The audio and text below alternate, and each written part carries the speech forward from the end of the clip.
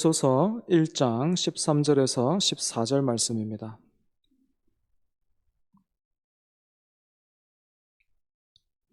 에베소서 1장 13절에서 14절 우리 같이 읽을까요? 에베소서 1장 13절에서 14절 두 절 같이 읽습니다. 시작. 그 안에서 너희도 진리의 말씀 곧 너희의 구원의 복음을 듣고 그 안에서 또한 믿어 약속의 성령으로 인치심을 받았으니 이는 우리 기업의 보증이 되사 그 얻으신 것을 속량하시고 그의 영광을 찬송하게 하려 하심이라. 아멘. 여러분은 볼링을 치실 줄 아십니까? 저는 배운 적은 없지만 청년 시절에 교회에서 서로 교제하다가 이렇게 종종 칠 때가 있었는데 계속 치다 보니까 잘은 못 치지만 평균적으로 한 120, 30 정도 쳤던 것 같습니다.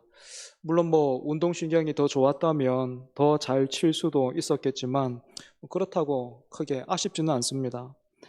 볼링을 직접 쳐보지 않고 옆에서 보기만 할 때는 볼링 저거 별게 없구나 싶었습니다. 그냥 공 들고 힘껏 던져서 앞에 있는 핀들 많이 쓰러뜨리면 되는구나 그렇게 생각했기 때문입니다. 그런데 막상 직접 해보니까 이 볼링이 단순한 운동이 아니더라고요. 마냥 힘을 줘서도 안 되고요. 힘을 뺄 때와 힘을 써야 할 때를 잘 알아야 됐고 또 집중력도 필요한 나름대로 이 볼링이 굉장히 섬세한 운동이구나 하는 것을 직접 해보고 난 뒤에 그것도 처음에는 몰랐고 어느 정도 치면서 알게 됐습니다. 그런데 힘을 빼는 것이 중요한 운동이 볼링만은 아닌 것 같아요. 골프는 제가 한 번도 쳐본 일도 없고 골프채를 들어본 적도 없지만 골프 치는 분들 이야기를 들어보면 거기에도 힘을 빼고 힘을 줘야 할 때를 아는 게 중요한데 특히 이 머리가 들리는 헤드업을 조심해야 한다 하더라고요. 혹시 골프 치시는 분들 여기 계십니까? 요즘 골프 많이 친다 하던데. 볼링에서도요, 공을 굴릴 때 저기 멀리 앞에 있는 핀을 보고 굴리는 것이 아니라 바닥에 이렇게 있는 그 점을 끝까지 보고 고개를 들지 말아야 공이 똑바로 이렇게 굴러가는데요. 골프에서도 이 공을 치는 자세에서 머리를 들어버리면 공이 다른 곳으로 날아간대요. 그런데 이렇게 힘을 빼고 끝까지 집중력을 가져야 하는 일은 이 운동뿐만이 아니라 볼링이나 골프만이 그런 게 아니라 우리 신앙생활에서도요 굉장히 중요합니다. 제가 목사로서 주된 책임과 의무는 단연 성경을 통해서 하나님의 말씀을 전하는 일입니다. 그런데 이처럼 말씀을 준비하고 또 전하는 이 일에도 힘을 빼고 또 힘을 주어야 할 때를 아는 것이 굉장히 중요한데 이게 그냥 웅변의 스킬을 말하는 게 아니고요. 그런데 이것을 잘 하는 것이 굉장히 어려운 일이다라는 것을 시간이 지나면서 계속해서 느껴지는 것 같아요. 어떤 일들은 시간이 지나고 반복되면 익숙해지는 일도 있는데 말씀을 전하는 이 일은요 시간이 벌써 제가 한 10년 정도 넘은 것 같은데 그렇게 했음에도 불구하고 전혀 익숙해지지 않고 할 때마다 어려운 것 같아요. 힘을 줘야 할 때, 힘을 빼야 할 때 알기는 알겠는데 너무 어려운 거죠. 예전에 제가 신대원을 준비하기 전에 있었던 일입니다. 신대원을 가기 전에 저는 굉장히 힘이 들어가 있었어요. 잔뜩 힘이 안팎으로 들어가 있었어요. 그 당시 저는요, 저 스스로를 생각하기를, 청년이 크지 않은 우리 교회 정도 되는, 우리 교회보다 장년층이 한 10명에서 20명 정도 더 많았을까요? 그런 작은 교회 다니면서 일을 굉장히 많이 했습니다. 찬양팀부터 찬양단에 주일학교 교사에 아무튼 할 수 있는 거 다 했습니다. 청년부 임원회 할 수 있는 거 다 하면서 참 어이없게도 저는 그렇게 생각했습니다. 주일에 나는 담임 목사님보다 내가 더 바쁘다. 그렇게 생각을 했고 또 스스로 또 생각하기를 목회자들을 제외하고는 주변 청년들 중에서는 나와 신앙을 논할 수 있는 사람이 없다. 그렇게 생각을 했어요. 그래서 그 당시 저는요, 허세와 교만으로 잔뜩 부풀어 있는 풍선과도 같았습니다. 그러다가 드디어 기회가 왔어요. 신대원을 진학하기 직전에는 제가 개척교회를 출석을 하고 있었는데, 그때 목사님이 사정이 생기셔서 수요 예배에 오실 수가 없게 된 거예요. 그래서 목사님이 저에게 준비하신 설교 원고문을 건네주시면서 읽어보고 제가 전달하기에 편하도록 뭐 약간의 어떤 뭐 어투라든지 그런 것들을 수정해서 예배를 인도하라, 그렇게 부탁하셨습니다. 그때 본문이 지금도 기억나는데 요한복음 4장에 나오는 사마리아 수가성 여인과 예수님과의 그 만남이었는데, 받자마자 너무 자신이 있었어요. 너무 잘하는 내용이었고 할 말도 엄청나게 많았고 너무너무 잘할 수 있을 것 같은 거예요. 그래서 목사님께서 주신 그 원고를 조금씩 수정하다 보니까 나중에는 아예 다른 내용이 되어버렸어요. 이래도 되는가 싶기는 했지만, 그래도 내가 이번 기회에 신대원을 진학할 정도가 된다라는 것을 한번 보여주리라, 한번 증명하리라 라는 마음이 더 컸던 것 같아요. 그래서요, 제가 그렇게 잔뜩 힘을 주고 준비한 원고로 예배를 인도하고 말씀을 전했는데 어떻게 됐겠습니까? 지금도 기억하고 있다는 것은 둘 중에 하나죠. 엄청 막 은혜가 쏟아졌거나 아니면 엄청 망했거나 후자입니다. 지금도 기억이 나. 땀이 막 이렇게 쏟아지면서 이거 아닌데 싶은 게 말을 하면서 막 느껴져요. 말씀을 전하는데 무슨 뭐 거기에 잘하고 또 망하고 있는 거, 뭐 그런 게 있는가 싶지만 여러분, 그런 게 있어요. 제 경험상요, 내가 이번에 한번 홈런을 한번 쳐야지, 이 수련회가 됐으니까 한번 뒤집어 놔야지, 뭐 내가 한번 감동을 줘야지 하면서 제 편에서요, 힘이 잔뜩 들어가면요, 설교는 소위 죽이 되더라고요. 그래서 제가 수련회 때마다 설교 많이 망해 먹었습니다. 한번 뒤집어 보려다가 제가 뒤집혀가지고 많이 망했어요. 이런 경험들 속에서 제가 배운 게요, 힘을 빼야 된다. 그리고 힘을 써야 할 곳에 힘을 써야 된다라는 것입니다. 그런데 사실 이게 알고는 있는데 잘 안 돼서 어렵습니다. 하지만 감사하게도 그때는 어떻게 힘을 빼야 하는지를 잘 몰랐다면 지금은 힘을 어떻게 빼야 되는지는 알고 있어요. 잘 안 돼서 그렇지 알고는 있어요. 목사는요, 말씀의 능력을 온전히 신뢰할 때요, 강펀치를 날리려고 하는 그런 그 힘을 뺄 수가 있습니다. 그리고 기도의 자리에서 그러니까 기도를 힘써야만, 기도의 자리에서 힘을 쏟아야만 말씀을 전할 때 힘을 뺄 수가 있어요. 반대로 말씀의 도구와 통로가 되어야 할 사람이 말씀을 도구로 삼아서 자신을 증명하려고 하고 또 기도하지 않으면 쓸데없는 힘이 들어갈 수밖에 없고, 볼링이나 골프에서 힘이 들어가면요, 공이 엉뚱한 곳으로 날아가 버리는 것처럼 배가 산으로 갈 수밖에 없는 것입니다. 여러분, 이처럼 신앙생활에는요, 내 힘을 빼고 힘을 쏟아야 할 때에 힘을 쏟는 것이 굉장히 중요합니다.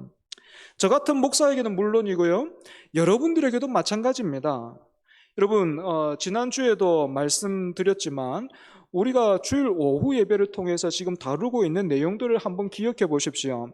성경론에서부터 시작해서 신론과 인간론, 그리고 기독론에서 이제 우리가 구원론이라고도 부르는 이 성령론을 다루고 있는데, 모두가 다 하나님께 우리의 시선을 두게 하고 있습니다.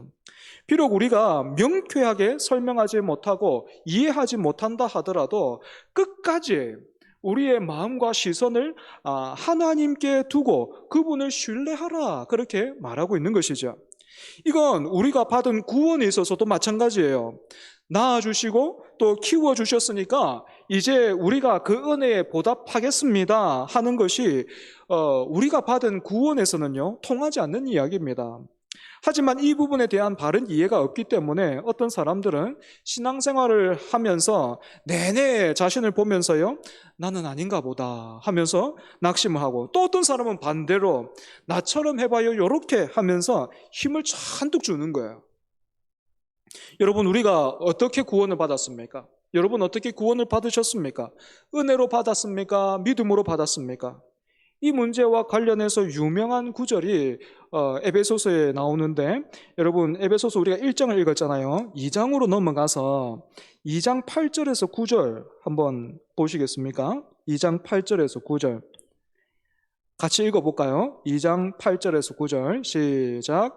너희는 그 은혜에 의하여 믿음으로 말미암아 구원을 받았으니 이것은 너희에게서 난 것이 아니요 하나님의 선물이라. 행위에서 난 것이 아니니 이는 누구든지 자랑하지 못하게 함이라. 아멘. 성경이 뭐라고 이야기하고 있습니까? 은혜에 의하여 믿음으로 말미암아 구원을 받았으니 이렇게 되어 있습니다. 뭔가 알 듯 말 듯 하지요, 그죠? 이런 표현, 이런 관계를 제가 말씀을 준비하면서 참고하는 책 중에 소요리 문답 삶을 읽다라는 그 책에서 보니까 이런 예시를 들어서 설명을 하더라고요. 여러분, 정답은 이메일을 통해서 선생님에 의해 주어졌다. 이런 문장이 하나 있습니다. 정답은 이메일을 통해서 선생님에 의해서 주어졌다. 이런 문장이 있어요. 정답을 알려주신 분은 선생님이고 정답을 알려주신 수단과 방법은 이메일이죠. 그죠? 그래서 다른 친구들이 어떻게 정답을 알았니? 이렇게 질문한다면 어떻게 대답할 수 있겠습니까? 선생님이 알려주셨어. 이렇게 말할 수도 있겠고 또 이메일을 통해서 알게 됐어. 이렇게 말할 수도 있을 겁니다. 누가 그랬냐라는 행위자의 관점에서는 선생님이 정확한 정답이고 무엇으로 그런 결과가 생겼냐 하는 도구의 관점에서는 이메일이 정답이 됩니다. 마찬가지로 에베소서 2장 8절과 9절에서도 구원은 은혜로 받느냐 아니면 행위로 받느냐 이렇게 묻는다면 은혜가 정답이 되겠죠. 하지만 구원이 우리에게 믿음으로 주어지느냐 아니면 경험과 이성으로 주어지느냐라는 도구의 관점에서는 믿음이 정답이 되는 것입니다.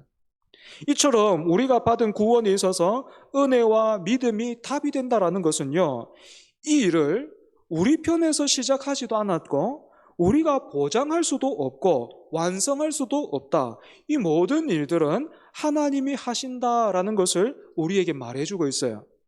하지만 이런 이야기를 들으면 보통 사람들은 참으로 감사하구나, 참으로 놀랍구나, 하나님이 그 일을 시작하시고 또 그 과정 가운데서 하나님이 친히 함께 하시고 그 일을 완성해 주신다 하시니 너무 든든하다, 나는 안심이다, 이렇게 생각하고 반응하는 것이 아니라 대부분 이렇게 반응해요. 그럼 나는 뭐야? 할 일이 없네? 하면서 멍해지거나 받은 구원을 가볍게 여기거나 심지어는요, 기분 나빠해요. 왜 기분 나빠합니까? 죄인의 특성상 언제나 내가 중심이 되어야 되는데 하나님이 다 하셨다 하니까 나는 뭔가 배제당하고 패싱당하는 것처럼 느껴버리는 거예요. 그래서 어떤 사람들은 구원을 마치 하나님과 이 사람 편에서 힘을 합해서 하나의 작품을 만들어내는 것처럼 그렇게 이해하기도 해요.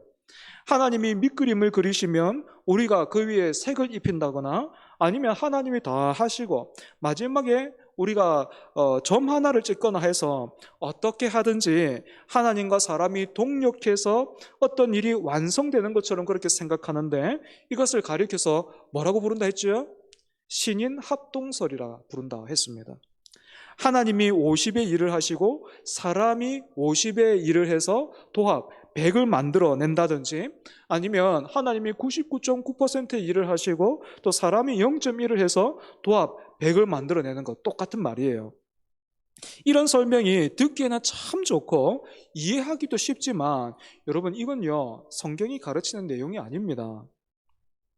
여기에서 어떤 분들은 요한계시록 3장에 있는 볼지어다 내가 문 밖에 서서 두드리노니 누구든지 내 음성을 듣고 문을 열면 내가 그에게로 들어가 그와 더불어 먹고 그는 나와 더불어 먹으리라 하신 그 말씀을 제시하면서 보라고. 지금 문을 열라 하시지 않으시냐고. 그러니까 문을 열어들어야 뭔가 일이 시작될 것처럼 그렇게 말하기도 하지만 여러분 사실 그렇지 않아요. 그렇게 말하는 건 성경의 구절을 자기의 주장을 위해서 끌어다 쓰는 겁니다. 우선은 요한계시록에서 문을 열어라. 그러면 내가 들어가 그와 더불어 먹고 마시겠다라는 이 말씀은 지금 구원을 받아야 할 그 불신자들을 향한 말씀이 아니라 누구를 향한 말씀이에요? 라오디게아 교회를 향한 말씀이에요. 여러분, 라오디게아 교회 어떤 교회입니까? 기억나십니까? 칭찬받은 교회예요? 아니면 책망받은 교회예요? 책망받은 교회예요. 그래서 라오디게아 교회의 특징이 무엇이었습니까? 제가 신대원 때 이렇게 배웠어요. 라오디게아 앞에 라자를 따서 라면 딱 생각을 했어요. 라면 해서 차지도 않고 뜨겁지도 않고 미지근해서 하나님께서 토하여 버리시리라 하셨던 그 교회. 그 교회가 라오디게아 교회예요. 뿐만 아니라 교회의 영적인 실정이 이런 상태에 있었음에도 불구하고요, 이렇게 미지근한 그런 상태에 있었는데 라오디게아 교회는요, 경제적인 부유함에 취해서요, 우리에게는 다 있다, 모든 것이 부족함이 없다, 영적으로는 헐벗고 막 이렇게 벌거벗은 상태에 있는데 전혀 부끄러움 없이 경제적인 그 부요에 취해서 우리는 모든 것이 다 있다 하면서 그렇게 스스로 막 위로하고 착각하면서 있었던 교회가 바로 이 라오디게아 교회입니다. 여러분, 이런 교회의 상황을 생각해 본다면 문을 열어라 하시는 말씀은요, 그래서 지금 예수님이 문 밖에 계신다라는 것은 예수님과의 교제가 사라졌으니까 어떻게 하는 거예요? 어서 빨리 회개하라는 거예요. 이처럼 신인 합동설이 듣고 보기에는 매력적이지만 잘못되었다면 바른 관점은 무엇입니까? 하나님이 백의 일을, 그러니까 모든 일을 하시고요, 우리가 그 하신 일을 믿고 신뢰하면서 백으로 살아갑니다. 그래서 결국에는 200 이렇게 되면 신인 합동설입니다. 200이 되는 것이 아니라 100의 결과가 남게 되는데 이 결과로 남는 이 100이 하나님 편에서의 100인 거예요. 보시기에 좋았더라 하신 그 100인 거예요. 그래서 신앙의 연수가 더해질수록 우리의 신앙생활은 독립이 아니라 철저한 의존이다라는 것을 알게 되는 것이죠. 신앙생활을 처음 시작하면 하나님으로부터 은혜도 받고 힘도 받고 능력도 받아서 독립하려고 해요. 자꾸 뭘 달래. 예.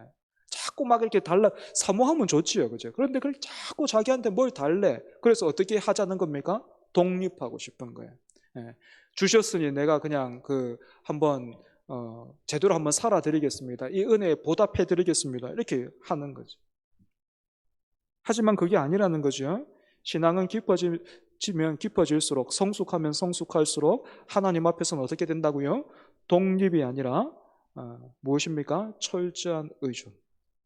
하나님 앞에 엎드리는 것이 힘이구나 하는 것을, 하나님 앞에 엎드려 예배하는 것이 복이구나, 그것이 영광이구나 해서 그것을 사모하고 그 자리를 더 바라게 되는 것이 이 신앙의 성숙함이라는 것이죠. 그래서 복음송의 가사처럼 나의 자금을 알고 그분의 크심을 알아가면서 나를 증명해 보이고 인정받으려고 하는 그 시도를 드디어 멈추게 되고 예수님처럼 자신의 모든 것을 들여서 하나님을 섬기고 예배하기를 사모하게 되는 것입니다. 바로 여러분, 이런 과정과 내용을 하나로 이렇게 싹 묶어서요, 우리는 믿음 이렇게 부를 수 있을 텐데요, 이 믿음을 누가 주시는가 했을 때에 웨스트민스터 소유림 문답 30번이 이렇게 말하고 있습니다. 주보를 가지고 계신 분, 여러분 한번 참고해 보십시오. 한번 보십시오. 30분입니다. 성령님은 그리스도가 값주고 사신 구속을 우리에게 어떻게 적용하십니까? 성령님이 그리스도가 값주고 사신 구속을 우리에게 적용하시는 것은 우리가 효과적인 부르심을 받을 때 우리에게 믿음을 주어 믿음으로 우리를 그리스도와 연합시켜 주심으로써입니다. 참 정겹게도 제가 살고 있는 동네에는 지금도 가끔씩 마을 방송이 들립니다. 아파트 안내 방송 아니고 마을 방송. 동네 사람들 그거 들린다고요. 이른 아침에 이장 같은 분이 마이크를 통해서 아침에 굉장히 일찍 합니다. 뭐 6시 이렇게 된다 하더라고. 예.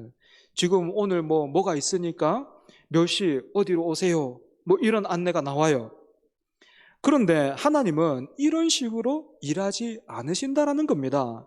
마을 방송처럼 몇 시까지 어디에서 무슨 일이 있으니까 나오세요 하고는 그때까지 그 장소에 안 나가면 그건 그때부터 그 사람 책임이다 이렇게 하시지를 않고, 그리스도가 값 주고 사신 그 구속을, 우리가 앞에서 살펴봤던 그 그리스도께서 우리를 위해서 하신 그 모든 일들을 택하신 백성들에게 확실하게 적용시켜 주신다는 거예요. 스피커를 통해서 그냥 읊어주시는 게 아니고, 그저 대문 밖에서 이장이 막 왜 안 나오냐고 막 이렇게 두드리고 그 앞에서 기다리는 게 아니라 어느 정도입니까? 아예 막 방문을 열고 들어가서 마주 앉는 것보다 더 가까이 성령을 통해서 우리 안에 오셔서 예수께서 하신 모든 일들을 우리로 하여금 누리게 하신다라는 것입니다. 구체적으로 이 일을 어떻게 하시는가 했을 때 첫 번째로 우리에게 믿음을 주신다 이렇게 되어 있죠. 전선 이쪽과 저쪽이 끊어져 있으면 아무리 이쪽 편에서 큰 전류를 흘려보내도요, 이쪽 편에서는 아무 일도 일어나지 않지, 그지? 성령님은 우리 안에서 이처럼 단선되어 있던 우리의 삶을 예수 그리스도와 연결되게 하십니다. 그래서 다른 사람들은 아무리 말씀을 들어도 또 찬양을 들려줘도 반응할 수가 없지요. 그런데 오늘 우리는 어떻습니까? 놀랍게도 오늘 우리 오전에 같이 불렀잖아요, 그죠? 다른 사람 보면은 이게 뭔 가사인지도 모를 텐데 다 표현 못해도 나 표현하리라, 뭐 어쩌란 말입니까, 그죠? 그런데 우리는 알아듣는단 말입니다. 세상에 우리가 그걸 알아듣는다니까요. 네. 그렇게 살고 싶다 하잖아요, 그죠? 놀랍게도 믿어져요. 태초에 하나님이 천지를 창조하시니라. 얼마나 많은 사람들이 이 말씀에서 걸려 넘어집니까? 그런데 우리는 아멘이 된다니까요. 놀랍게도 믿어지고, 그래서 회개하고 찬송을 따라 부르면서 기뻐하는 거예요. 이게 모두 성령님이 우리 안에 계심으로 가능한 일인 것입니다. 두 번째로, 성령님이 어떻게 그리스도께서 값주고 사신 구속을 우리에게 적용시키십니까? 믿음을 통해서 그리스도와 연합되게 하십니다. 여러분, 여기에서 말하는 연합은요, 그저 손을 잡고 다닐 정도로 친해졌고 또 가까이 있다라는 그 정도가 아니고, 절대로 나누어질 수 없이 하나가 되었다라는 의미입니다. 이 연합을 성경은 접붙임으로 설명을 하기도 해요. 접붙이기 전에는 그대로 두면 말라 죽을 수밖에 없었던 그 식물이 접붙임을 통해서 새 생명을 얻고 원래 한 몸이었던 것처럼 잘 자라는 것입니다. 그리고 이렇게 한번 접붙인 후로는 다른 생명이 아니라 하나의 생명이 됩니다. 그리스도에게 연합된다는 것은 바로 이런 것이라는 것이죠. 그리고 여러분, 이 연합은요, 끊어지지 않습니다. 끊을 수 없습니다. 죽음조차도 갈라놓을 수 없는 연합입니다. 여기에서 죽음조차도 갈라놓을 수 없다라는 것은 그저 듣기 좋아라고 하는 어떤 그런 표현이 아니라 실제로가 그렇습니다. 아무것도 우리와 그리스도의 이 연합을 흔들거나 깰 수가 없습니다. 우리가 이 땅에서 살면서 경험하는 그 어떤 것도 나와 그리스도의 이 연합을 깰 수가 없어요. 그래서 이런 연합 안에 있는 사람은 설사 교회 밖으로 뛰쳐나간다 하더라도 다시 돌아올 수밖에 없는 것입니다. 그래서 나도 한번 나갔다 오면 되겠네, 나도 한번 나갔다 오자 하는 사람은 어리석습니다. 하나님을 그렇게 후회와 어리석음을 통해서 아는 것보다는요, 오늘 우리 안에 계신 성령님을 의지하고 사모함으로 하나님을 섬기고 예배하는 것이 훨씬 더 잘하고 또 칭찬받는 일이기 때문입니다. 많이 맞으면서 하나님 배울 수도 있어요. 하지만 말씀을 통해서, 그 말씀을 통해서 주시는 은혜로 우리가 직접 경험한 것보다 말씀을 통한 그 은혜로 하나님을 또 알아갈 수 있는 것이죠. 말씀을 정리하겠습니다. 보통은 어떻게 신앙생활을 시작하게 되었습니까? 어떻게 예수님을 믿게 되었습니까? 하면 자기가 결단한 내용이나 경험으로 답을 합니다. 그런 답도 크게 잘못되었다라고는 할 수 없지만 오늘 우리는 우리가 결단하고 어떤 일을 경험하기 전에 성령님이 우리 안에 오셔서 일하셨다라는 것을 확인했습니다. 그리고 지금도 성령님은 우리와 함께 하시면서 하나님의 말씀을 우리에게 적용시키시고 은혜를 주시고 예수님과 연합시켜서 예수님을 따라가고 닮아갈 수 있는 그런 마음과 의지와 힘을 주십니다. 여러분, 앞서서 힘을 빼는 것이 중요한데 힘을 써야 할 때 힘을 써야만 힘을 뺄 수 있다, 제가 말씀을 드렸습니다. 우리 안에 계신 성령님을 의지해서 말씀의 능력을 믿고 또 기도의 자리를 사모하고 간구할 때 우리는 쓸데없는데 힘을 쏟지 않을 수가 있고 예수님을 따라 살아갈 수 있습니다. 여러분, 힘을 쏟아야 할 곳에 힘을 쏟아서요, 힘 빼고 삽시다. 그렇게 예수 믿으면서 살아갑시다. 기도하겠습니다. 하나님, 기도의 자리에서 힘을 쏟아야 우리의 인생이 낭비가 없고 또 그릇되지 않으며 어리석은 길로 가지 않음을 우리가 함께 나누었습니다. 하지만 모르는 일이 아닌데 또 동의도 하는데 그 일을 잘하지 못해서 우리가 때때로 엉뚱한 곳에 힘을 쏟습니다. 문제 앞에서 힘을 쏟고 또 사람들 앞에서 힘을 쏟고 또 자신을 보면서 씨름하느라 힘을 쏟습니다. 하나님, 기도의 자리에서 힘을 쏟는 우리가 되게 하여 주시옵소서. 말씀을 붙드는 일에 힘을 다하게 하여 주시옵소서. 하나님을 경외하고 하나님을 사랑하는 그 일에 힘을 쏟아서 참으로 하나님께서 또 우리 안에 계신 성령께서 만들어 가시고 빚어 가시기에 합당한 하나님 그런 영혼들, 그런 마음 되게 하여 주시옵소서. 사랑하는 우리 성도들, 함께 예배하고 이제 집으로 돌아갑니다. 돌아가는 발걸음을 하나님께서 지켜주시고 남은 주일에 이 시간 동안 하나님 충분히 휴식을 누리고 또한 얻게 하셔서 내일부터 허락하시는 또 삶의 터전에서 최선을 다해서 힘껏 하나님의 자녀여 하나님의 백성으로 사는 우리 모두가 되게 하여 주시옵소서. 예수님 이름으로 기도합니다. 아멘.